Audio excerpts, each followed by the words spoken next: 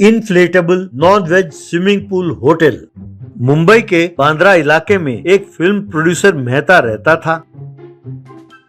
एक दिन उसकी बेटी पिंकी उसके पास आई। उसने अपने पिताजी के मर्जी के खिलाफ सूरज नाम के व्यक्ति से प्यार किया और उससे शादी की और वो दूर रहने लगे। पिंकी: हाय डैडी, आप कैसे हैं? आपकी सेहत कैसी है? तब मेहता: मुझे नहीं लगता कि एक बेटी अपने बाप का हालचाल पूछने के लिए आई है। मुझे लगता है कि एक लड़की अपने बाप से पैसे मांगने आई है। तब पिंकी: ये क्या डैडी, आप मेरा अपमान क्यों कर रहे हो? मैंने तो सिर्फ आपका हालचाल पूछा था। तब मेहता: और कैसे रहूँगा, अपने हैसियत से कम वाले से शादी की और तुम घर छोड़कर चली गई। अब हर ऐरा गहरा आकर मुझे सलाह देता है कि बच्चों को कैसे पालना चाहिए और अपने हैसियत में कैसे शादी करानी चाहिए। ये सब छोड़ो, अब काम की बात करो। तुम किस लिए आई हो यहाँ? तुम्हें पैसों की जरूरत है क्या? वो नालायक तुम्हारी अच्छी तरह देखभाल नहीं करता? तब पिंकी: डैडी, आप जरा सब्र करो। आपकी नजर में सूरज हमेशा फेलियर नजर आता है, but he is not like that daddy. वो आप खुद एक नया inflatable non veg swimming pool hotel बना रहा है। उसने सोचा कि उसका उद्घाटन आपसे कराए तो अच्छा होगा। वो खुद ही आकर आपको इनवाइट करना चाहता था, लेकिन मैं जानती हूँ कि अगर वो आता तो आप उसका कैसे अपमान करते। इसीलिए मैं खुद चली आई आपको इनवाइट करने के लिए। अगर आप ना आए तो भी चलेगा। कहकर वो वहाँ से चली गई।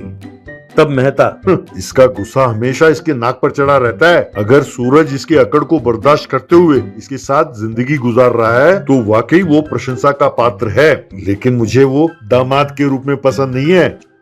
सुनो सेक्रेटरी, यहाँ आओ तो जरा। यूं आवाज देते ही सेक्रेटरी वहाँ पहुँचा। सेक्रेटरी: बोलिए सर। तब मेहता: मेरे दामाजी कोई नया होटल शुरू कर रहा है। कुछ भी हो, उस होटल को फ्लॉप होना होगा। मेरी बेटी के सामने मुझे ये साबित करना है कि वो एकदम नालायक निकम्मा है। कोई उपाय हो तो बताओ। तब सेक्रेटरी: सर, कोई भी उपाय सोचने से पहले हमें उसकी बिजनेस को बहुत करीब से देखना होगा। तब मेहता: तो चलो जाकर देखते हैं। यूं मेहता और उसके सेक्रेटरी दोनों वो नए शुरू होने वाले inflatable non veg swimming pool hotel के पास गए।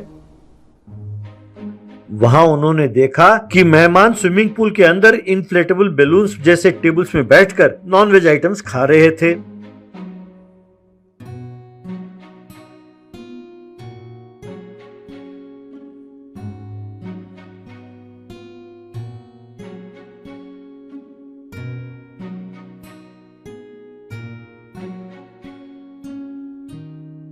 अपने ससुर को आते हुए देखकर सूरज बहुत खुश हुआ और उसने उनका स्वागत किया। सूरज: बाबूजी, आइए आइए, आप होटल के उद्घाटन के लिए आए, ये देखकर मुझे बड़ी खुशी हुई। अब आपके किस फिल्म की शूटिंग हो रही है बाबूजी? यूं पूछा तो मेहता उसको ताने मारते हुए: अमीर ससुर गरीब दामाद नाम से एक कॉमेडी सिनेमा बना रहा हूँ। भाई, स्क्रिप्ट तो बहुत बढ़िया है। अगर तुम सुनोगे तो हंस हंस कर लोटपोट हो जाओगे। तब सूरज: हाँ हाँ बाबूजी, आजकल कॉमेडी फिल्म की बहुत डिमांड है। तब मेहता: भाई, मेरे फिल्म में कॉमेडी हो ना हो, लेकिन तुम्हारा ये बिजनेस एक कॉमेडी है। अब हम फिल्म वालों के लिए तुम जैसे लोग ही तो इंस्पिरेशन है। अब ये होटल की कहानी क्या है? यूं पूछा स्विमिंग पूल में लोगों को बैठकर खाते हुए देखकर।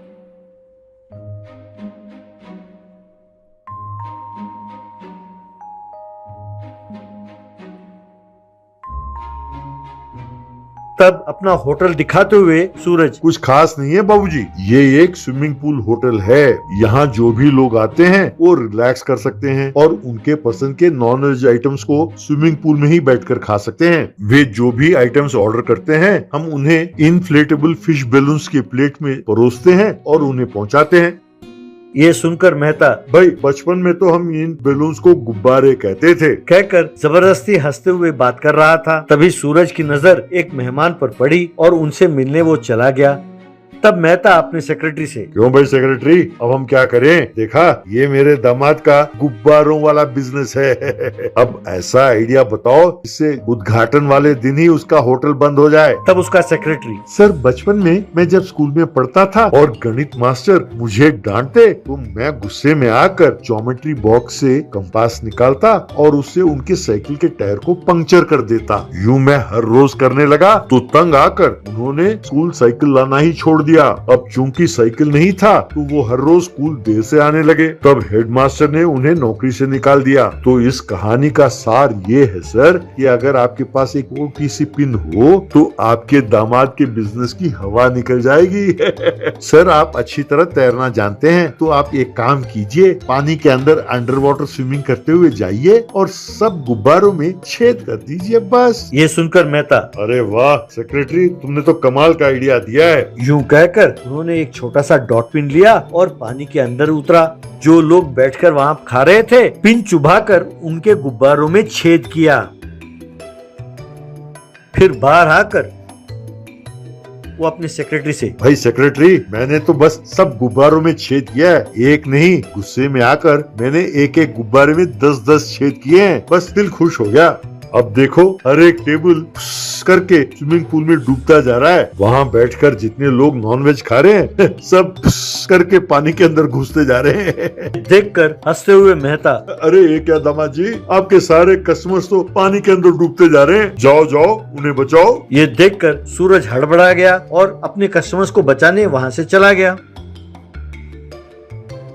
तब मेहता, दामाद का बिजनेस एकदम ठप पड़ गया, अब उसे दोबारा मेरे ही पास आना होगा। यूं सोच ही रहा था कि तभी उसकी बेटी पिंकी होटल के अंदर से बाहर आई और मेहता से, डैडी आप और आपके सेक्रेटरी ने मिलकर जो सूरज के बिजनेस को बंद करने के लिए षड्यंत्र रचा है ना, वो सब इस सीसीटीवी के कैमरा के अंदर रिकॉर्डेड है। वो देखिए, मैंने सूरज को कहा है कि आपके खिलाफ वो केस दर्ज करे, लेकिन सूरज ने केस दर्ज करने से मना कर दिया। कम से कम अब तो आप उसके नेकी को समझिए पिताजी। तब मेहता को अपनी गलती का एहसास हुआ। मेहता अपने दामाद से, दामाद जी मुझे माफ कीजिए, आप चाहो तो आपके पास एविडेंस है और मेरे खिलाफ आप केस दर्ज कर सकते हैं, लेकिन आप ऐसा नहीं कर रहे तो मैं समझ सकता हूँ कि आप मेरी और मेरे स्टेटस की कितनी इज्जत करते हैं। I am sorry, you are really great, आप बहुत बड़े दिल वाले हैं, मैंने ही आपको समझने में गलती की है। यूं कहा और उस दिन से अपने दामाद के साथ खुशी खुशी रहने लगा।